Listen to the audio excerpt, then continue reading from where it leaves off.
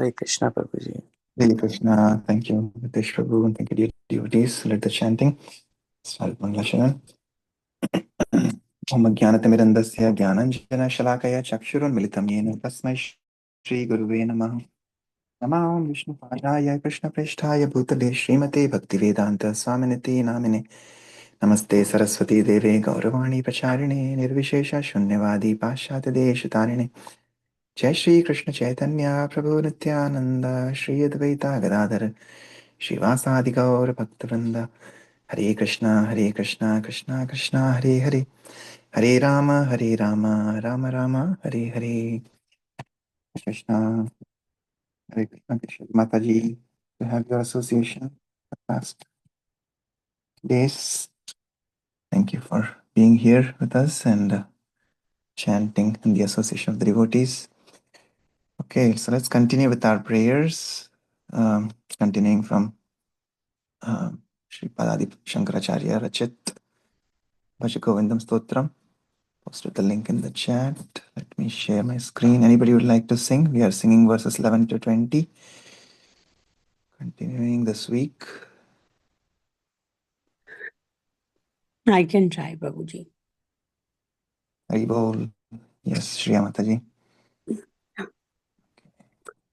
Bhaj Govindam, Bhaj Govindam, Govindam Bhaj Mudamate, Samprapte Sanhite Kale, Nahi Nahi Rakshati Dukrikarane, Ma Kurudhana Jana Yovana Garvam, Harati Nimeshat Kala Sarvam, Maya Mayamidamakilam Hitva, Brahmapadam Tvam Pravisha Viditva, Dinayaminyo Sayam Pratah, Shishiravasanto Punarayatah, Kalakridati Gachataya Tadapi Namunchaya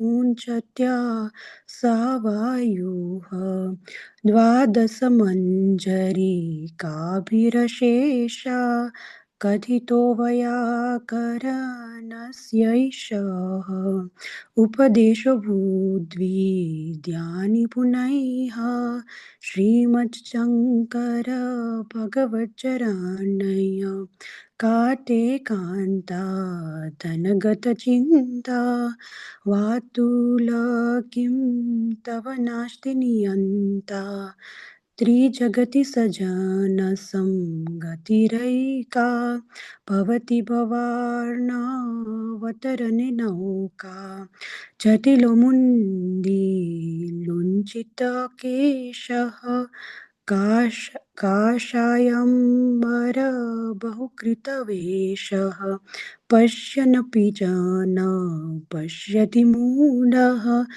उदरनिर्मितं बहुकृतवेष अङ्गं गलितं पलितमुदं दशनविहीनं जतमतुन्दं वृद्धो याति गृहीत्वा दण्डं तदपि न मुञ्चत्याशापिण्डम् अग्रे वह्निः पृष्ठे भानुः रात्रौ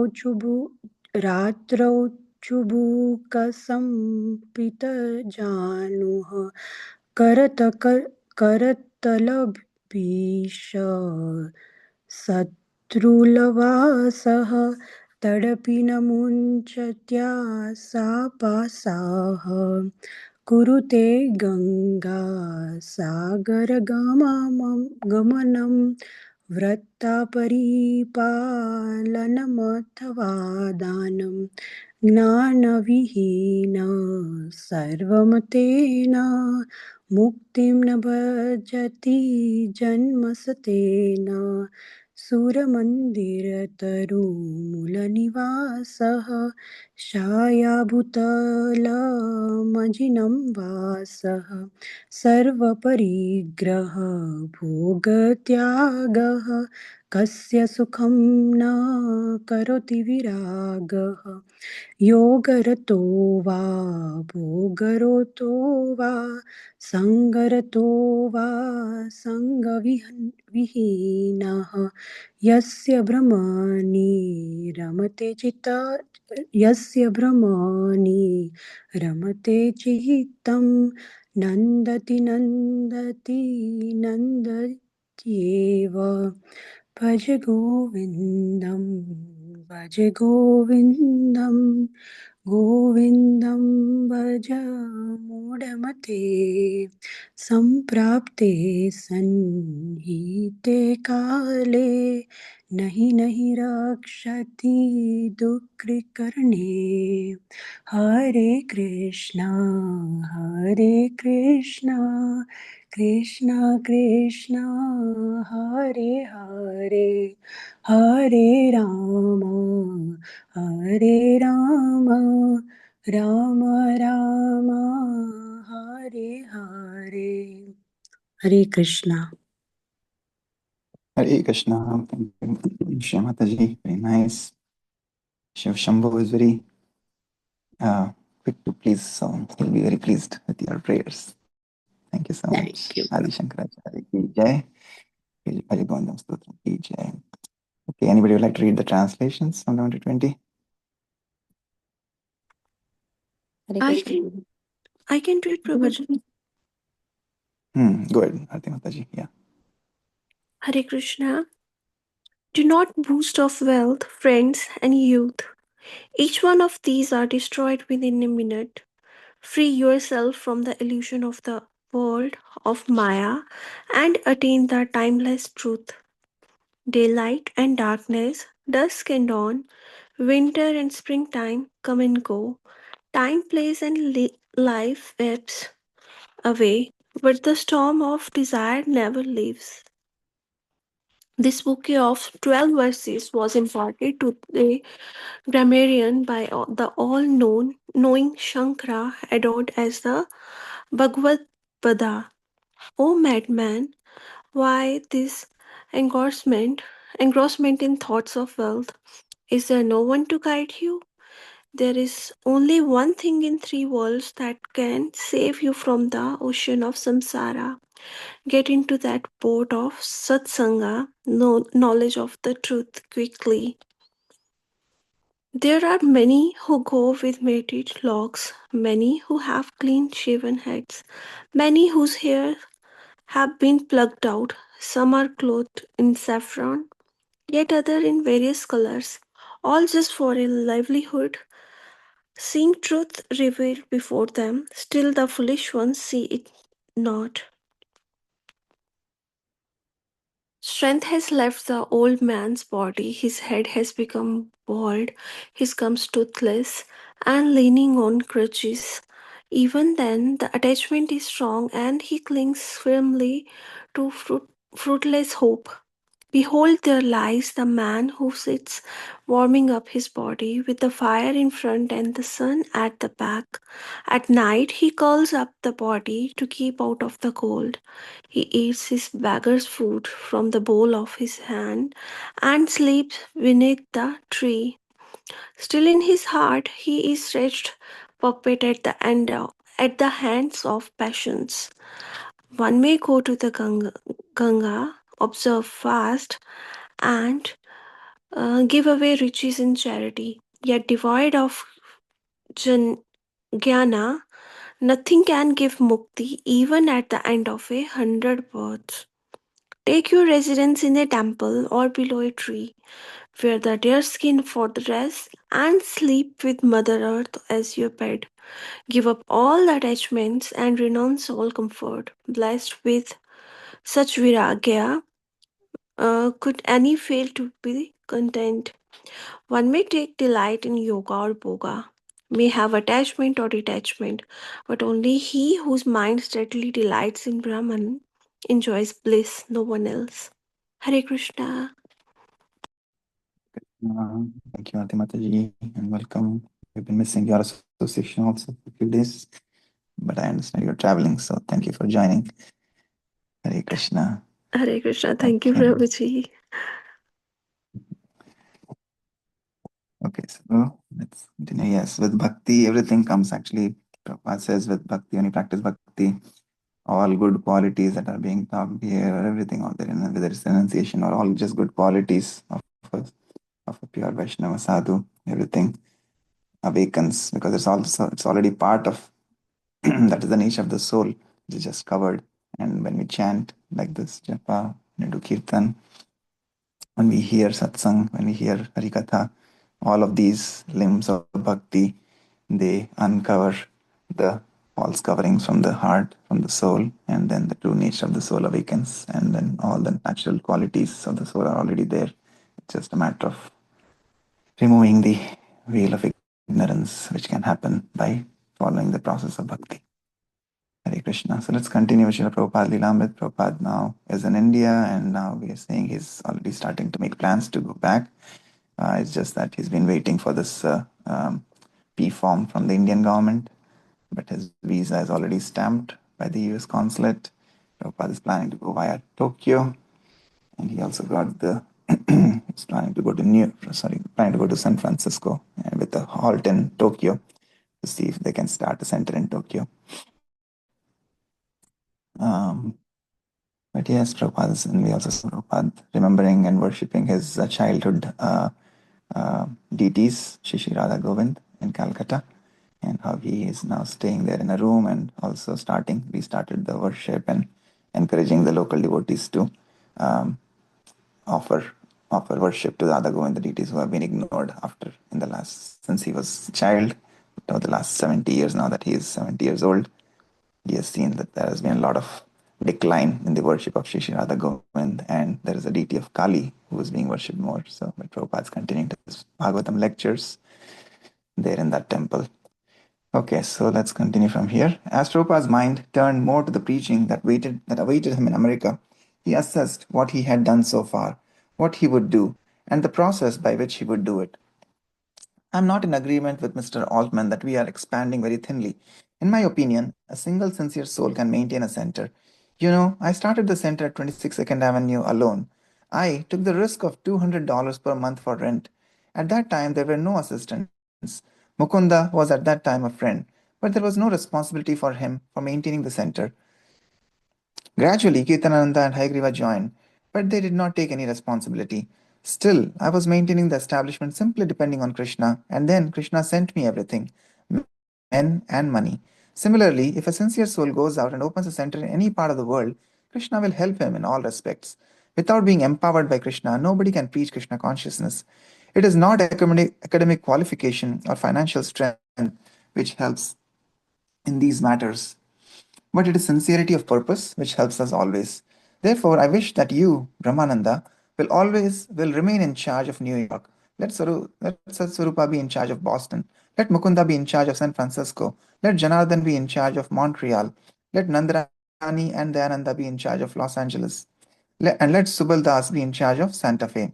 In this way, you will follow my example as I did in the beginning at 26 Second Avenue. That is preaching, cooking, writing, talking, chanting, everything one man's work. I never thought about the audience. I was prepared to chant if there were no man to hear me. The principle of chanting is to glorify the Lord and not to attract a crowd. If Krishna hears nicely, then he will ask some sincere devotee to gather in such place. Therefore, be advised that thousands of centers may be started if we find out a sincere soul for each and every center. We do not require more men to start. If there is one sincere soul, that is sufficient to start a new center. On November 12th, Srila Prabhupada wrote to Krishna Devi, I'm coming soon to San Francisco. I shall let you know the exact date sometime next week. I'm coming over very soon to see you when everything will be adjusted. Hope you are well. And the health notes of Achyutananda continued to arrive. Please tell the devotees out there to take good care of him. It is a very hard task trying to restrain him from overworking himself, but they must be strict. He still has to take his medicines and get his massage every day. On November 20th, Prabhupada dispatched by boat to New York more than 800 copies of the first three volumes of his Srimad Bhagavatam, and on the next day, his P form finally cleared. Immediately, he booked passage on Pan American Airlines and sent a cable informing Mukunda that he would arrive in San Francisco on November 24th at 12:45 p.m. But again, his departure was delayed, this time by a strike by the Communist Party in Calcutta. Businesses closed, cars, buses, rickshaws, and trains stopped running. Riots broke out. There were murders and assassinations. Meanwhile, Prabhupada remained at the Radha Govinda temple.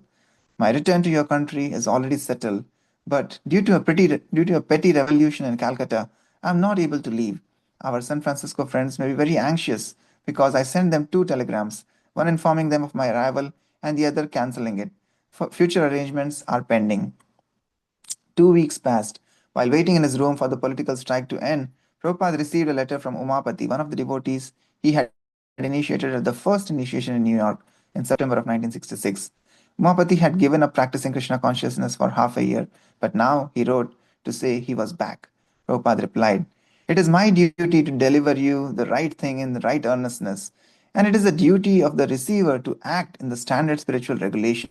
When you left us, I simply prayed to Krishna for your return to Krishna consciousness because that was my duty. Any good soul who approaches me once for spiritual enlightenment is supposed to be depending on my responsibility to get him back to Krishna, back to home. The disciple may misunderstand a bona fide spiritual master, being obliged to do so under the pressure of Maya's influence. But a bona fide spiritual master never lets go a devotee once accepted. When a disciple misunderstands the bona fide spiritual master, the master regrets for his inability to protect the disciple, and sometimes he cries with tears in the eyes. We had an experience while my Guru Maharaj was alive.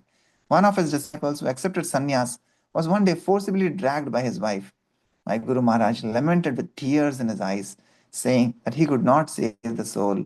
We should always, therefore, be careful of being attacked by Maya's influence, and the only means of a guarantee is to chant Hare Krishna offenselessly. When Prabhupada received news of quarreling in the Los Angeles temple, he replied to Nandarani, "I know that my presence is very urgently required. Arrangement is already completed and circumstances alone have checked my departure. Please, therefore, don't be worried. I am coming to your place within a fortnight." At the end of the first week of December, the strike ended, and Srila Prabhupada again booked passage.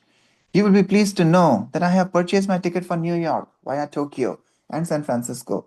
I'm starting tomorrow morning at 9:30. By evening, reaching Tokyo via Bangkok and Hong Kong.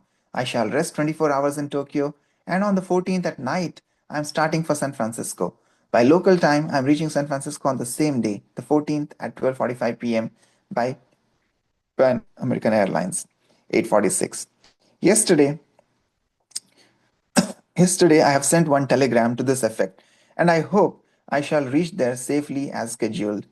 I am so glad to learn that Satyabrata and yourself are trying to get the teachings of Lord Chaitanya published. You do not know how pleased I am to hear this news. When one book is published, I think I have conquered an empire. So try to publish as many books as possible, and that will enhance the beauty and prestige of our society. The impersonalist mission has nothing to say substantial, but because they have money and have published so many rubbish literature, they have become very cheaply popular. You can just imagine how much powerful our society will become when we have as many substantial literatures published. We should not only publish in English, but also in other important languages such as French and German. When the day for Prabhupada's departure finally arrived, he gave last instructions to Achyutananda and Ramanuja.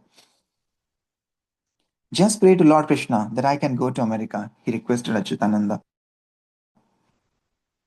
"How can I?" Achyutananda replied. "You will be leaving me." "No," Srila Prabhupada replied. "We will always remain packed up together if you remember my teachings. If you preach, you will become strong, and all these teachings will be in the proper perspective. When we stop our preaching, then everything becomes stagnated, and we lose our life. Even here in India, people think that they know everything, but they are wrong. There is no end to hearing about Krishna. God is unlimited. So no one can say, I know everything about God. Those who say they know everything about God do not know. So everyone will appreciate you. Do not fear." Achyutananda. When I returned to the room after sending off Swamiji and paying my obeisance at the airport, I felt a void. I felt very lonely and rather weak. I returned to the room in front of Sri Radha Govinda and chanting on my beads, I started pacing back and forth. What will I preach? The black and white marble floor passed under me. I stepped on the cracks, in between the cracks, and on the black and white marble again and again. Then I realized I wasn't seeing Radha Krishna. So I sat down directly in front and saw the brilliant form of Radha Govindaji, and my eyes filled with tears. Srila Prabhupada spent his stopover in Tokyo mostly in going to his hotel and checking into a room, bathing, resting, eating, and returning to the airport the next day in time for his flight to San Francisco. But he did speak with the government secretary, explaining that Krishna consciousness was a universal philosophy for reviving a person's original eternal consciousness. And he explained the crucial need for Krishna consciousness in human society. The secretary, however, said he felt certain that the Japanese government wouldn't be able to help a religious movement. Prabhupada was annoyed. This supposedly educated man was so ignorant as to mistake Krishna consciousness for merely another sectarian religion. Prabhupada wanted intelligent men to try to understand Krishna consciousness and understand that the Gita was the actual knowledge, transcendental knowledge, beyond the inferior knowledge of the senses and the mind. But he had his plane to catch. Japan would have to wait. The passengers and flight crew saw Prabhupada as an elderly Indian man dressed in saffron robes. The stewardess, the stewardesses weren't sure at first whether he spoke English, but when he asked them for fruits, they saw that he could and that he was a kind gentleman. He was quiet, putting on his glasses and reading from an old book of Indian scripture for hours at a time, or moving his lips in prayer while fingering Indian prayer beads in a cloth pouch, or sometimes resting beneath a blanket, his eyes shut. No one knew or bothered to inquire into what he was doing. They didn't know that the anxious young hearts were awaiting him in San Francisco, or that the Macmillan Company in New York wanted to publish his English translation of Bhagavad Gita, or that he had spiritual centers in 2 countries with plans for expansion all over the world. Prabhupada sat patiently, chanting often, his hand in his bead bag, depending on Krishna as the hours passed. After a 10-hour flight, the plane landed in San Francisco. Standing with hundreds of other passengers, Prabhupada gradually made his way to the exit. Down the long attached tunnel, even before he reached the terminal building, he could see Govindadasi and a few other disciples smiling and waving on the other side of a glass partition. As he entered the terminal building, he moved towards the glass, and his disciples dropped to their knees, offering obeisances. As they raised their heads, he smiled and continued walking down the corridor while they walked alongside, only the glass partition separating them. Then they disappeared from his view as he walked down the stairway towards immigration and customs. The downstairs area was also glassed in, and Prabhupada could see more than 50 devotees and friends waiting eagerly. As they again caught sight of him, they cried out as a group, Hare Krishna! Swamiji looked wonderful to them, tanned from his 6 months in India, younger and more sprightly. He smiled and triumphantly held up his hands in greeting. Devotees were crying in happiness. As Prabhupada stood in line at the customs inspection point, he could hear the devotees' kirtan, the glass walls only partially masking the sound.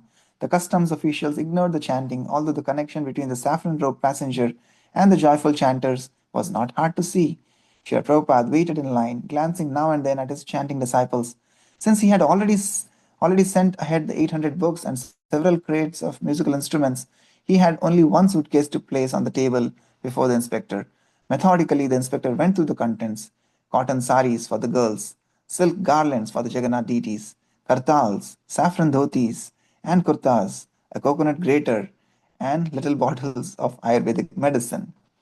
What are these? The inspector probed. The little bottles looked strange, and he called for another inspector. A delay. Swamiji's disciples became perturbed by the petty minded customs inspectors poking through Swamiji's things, now opening the tightly corked bottles, sniffing and checking the contents. The inspectors seemed satisfied.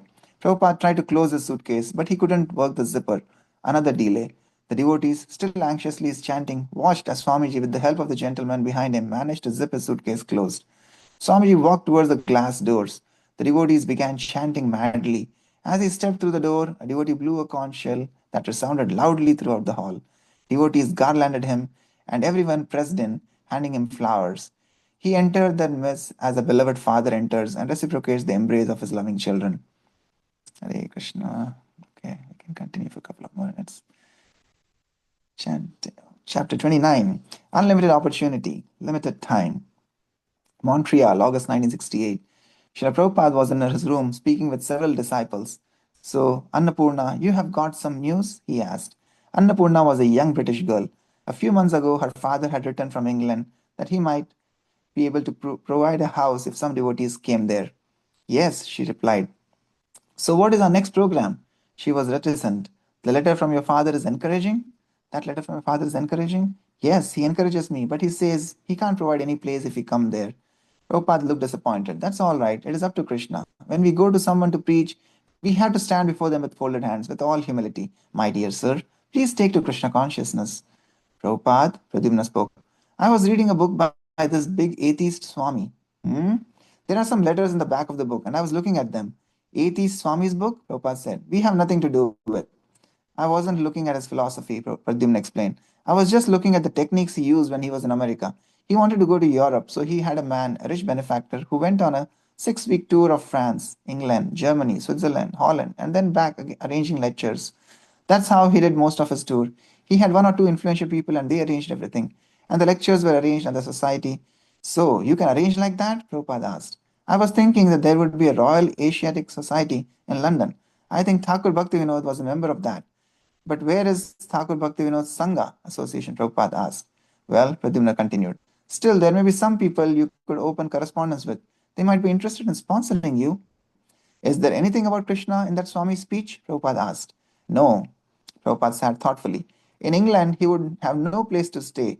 Pradyumna might talk of influential persons traveling ahead and making all the arrangements. But where were such persons? Here was a shy girl who could barely speak up, whose father would not help, and Pradyumna reading an atheist Swami and talking of a Royal Asiatic Society, but nothing practical. Prabhupada had plans though. He had asked Mukunda and Shyamsundar to go to London and try to establish an ISKCON center. They had agreed and would be arriving in Montreal from San Francisco in a few days. Srila Siddhanta Saraswati, Prabhupada's own spiritual master, had wanted Krishna consciousness in Europe. During the 1930s, he had sent his most experienced sannyasis to London, but they had returned nothing accomplished. It wasn't possible to teach Krishna consciousness to the Malaychas, they had complained. Europeans couldn't sit long enough to hear the Vaishnava philosophy. One of the sannyasis had met Lord Zetland, who had inquired curiously, Swamiji, can you make me a Brahmana? The sannyasi had assured Lord Zetland he could, certainly, if Zetland could give up meat eating, intoxication, gambling, and illicit sex. Impossible, Lord Zetland had replied.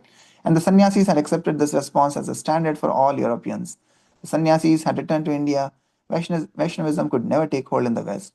Prabhupada had faith that his disciples would succeed. They would help him establish his centers in Europe just as they had in North America. Certainly, such success would greatly please Srila Bhaktisiddhanta Saraswati. Prabhupada told of a man who had found a guard lying on the road and picked it up, a gourd lying on the ground on the road and picked it up, and then found a stick and a wire and picked them up. In themselves, the three parts were useless. But by putting the gourd, the stick, and the wire together, the man made a veena and began to play beautiful music. Similarly, Prabhupada had come to the West and found some rejected youths lying here and there, and he himself had been rejected by the people of New York City. But by Krishna's grace, the combination had become successful. If his disciples remained sincere and followed his orders, they would succeed in Europe. Haribol, Hare Krishna. Okay, pause here. Yes. So as we are racing through from India to Japan to Bangkok, Hong Kong, Japan, finally, Prabhupada lands in San Francisco in the very, very familiar, picturesque view of all the disciples eagerly smiling and chanting and waving at Srila Prabhupada and singing kirtan. And it was also nice to see that they were also blowing conch shell. I had never seen that, or at least I've never seen that recently at the airports. But that was very nice, there also. So that's something that we can also restart, maybe revive in the future. When we go to airport to receive some Maharajas, we can actually blow conch shell. And yes, but garlanding Srila Prabhupada and bowing down, and it is such nice to see again this reunion of his loving disciples. And Prabhupada is seeming very tanned, but also very fresh, refreshed after his visit in India. And of course, he was encouraging them before he started about publishing his books, and he was happy that Brahmananda Prabhu was able to get Macmillan's publication started for Bhagavad Gita.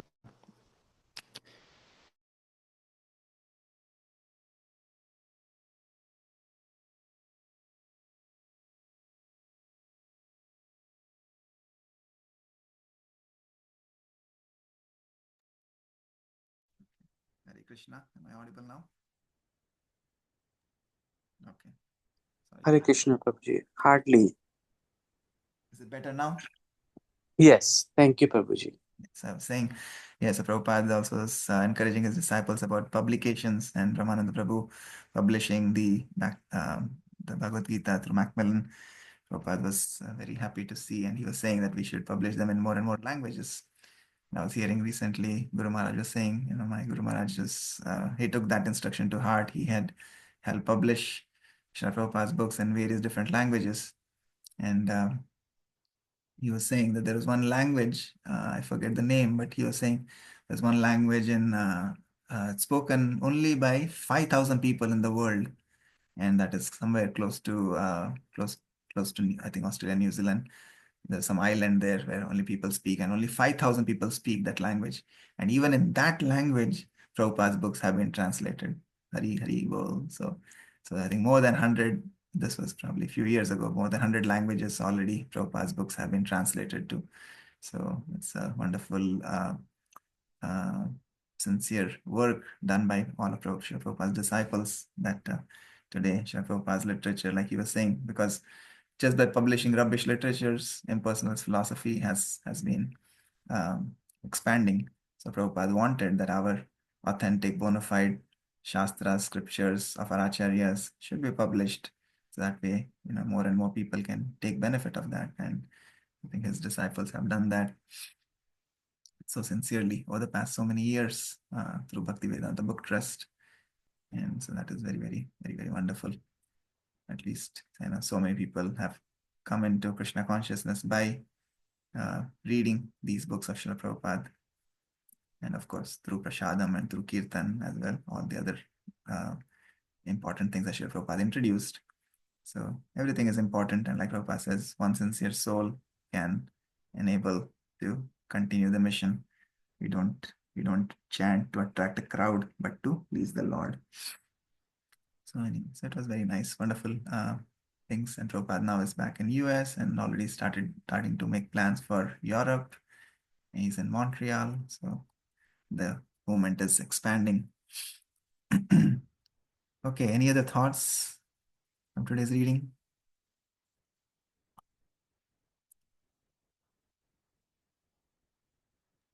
Yes, Prabhu. So I don't remember the line, but it meant that, Prabhupada wasn't like doing all this for fame, in I think the early, lines which you read. So it proves that, he said something that if any person who is like very sincere towards Krishna can start the whole movement, and then we see it right now. He had the dream of having ISKCON like all over the world, and now also we see that even like small cities in US as well as all over the world. It's just if even if there's a small congregation, there are there's no place where you cannot find any of the devotees. So we see his dream coming true.